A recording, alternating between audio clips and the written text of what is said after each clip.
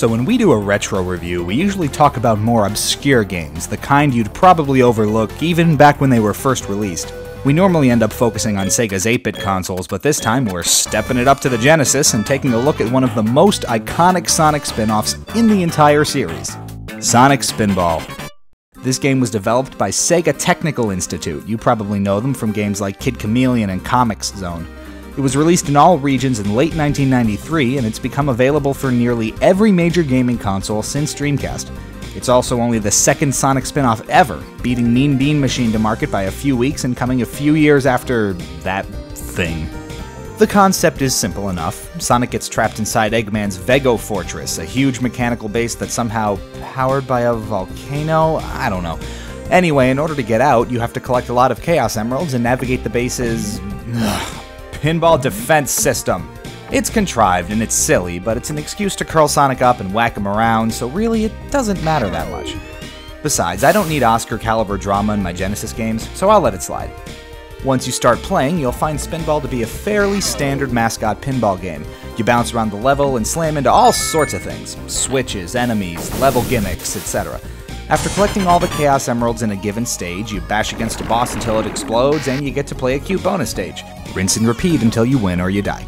It's not particularly special, but the game employs a few tweaks to make the experience a little more unique, and its primary gameplay innovation is also its most important. You can control Sonic in mid-air. It's not much, but you can gently steer him around as you play, and this can come in handy when you need to hit a specific target or make that last little stretch toward a platform. This is a big deal because it fixes one of my biggest complaints with pinball games. They're very passive experiences. You don't really play all that much. You whack the ball when it comes near the flippers, sure, but you're largely spectating the rest of the time, just standing there watching. Now don't get me wrong, I still love pinball games, but sometimes I wish they were a little more actively engaging. Moving Sonic in the air helps players pay attention and play the whole time, and that's a big plus for me. Unfortunately, it doesn't make the game any easier. There are only 4 levels and they can get really long and really tough really quickly.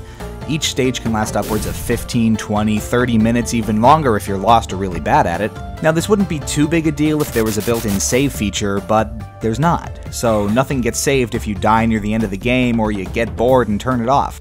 It takes a lot of dedication to get to the last few levels, and that means that most players will simply never finish. Hell, this was the first time I'd ever even seen Showdown, and I had to force myself to get that far. And yes, I know there's a level select code, but it's long, it's obscure, and it's convoluted, so it's not exactly convenient. My point is that there's some deep progression issues at work, and sure, maybe I shouldn't expect the game to have a battery save, but a simple level select would have made the game much more accessible to casual players. It's a missed opportunity, and it's really unfortunate. Speaking of missed opportunities, can we talk about the boss fights? I hesitate to even use that term because they're not really fights, per se. The bosses just kind of sit there and wait for you to exploit their weak spot. It's actually kind of boring. More often than not, you'll end up fighting the stage itself more than the boss. The arenas are really claustrophobic, so you'll try to aim for that really specific spot that you need to hit and end up falling out of the arena altogether. It's frustrating. Why not widen the stages out? Make the bosses more interactive with specific gimmicks and obstacles? I don't know, I'm just spitballing here, but I feel like a lot more could have been done with the boss fights, and as they are, they're pretty lackluster. Despite all of that, the one thing this game really does nail is presentation and personality. The graphics are vibrant, if not exactly varied, with enemies and levels all looking detailed and alive, despite a few glaring frame rate issues and the occasional interesting glitch. There's also a snarky score ticker that comments on the current state of your gameplay. It's a fun distraction, and it actually adds a lot to the overall experience. What I love the most, though, is the music. It perfectly captures that tinny, metallic synth that the Genesis was famous for. It just screams I was made in the 90s. Listen.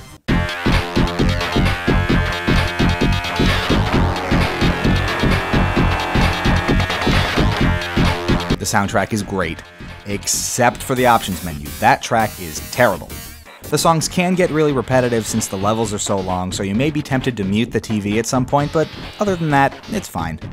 And that's how I'd describe the game as a whole, actually. It's fine. It's not great, it's not stupendous, it's just fine. It's fun in short bursts, but it makes you try and play for hours at a time, even if you don't want to. The core gameplay and the presentation all work really well, but some of the design decisions end up getting in the way of the fun. So when you put it all together, Sonic Spinball gets 3.5 stars out of 5. It's a fun mascot pinball game with enough flaws to drag it down, but enough fun to be worth your time. Thanks so much for watching. If you're in the mood for some more reviews, you can check out our last retro review on Sonic Labyrinth. The remixes I used in this video came from Nico CW, and you should check his stuff out too. For more news, reviews, and information on all things Sonic and Sega, keep it here, TSSZnews.com.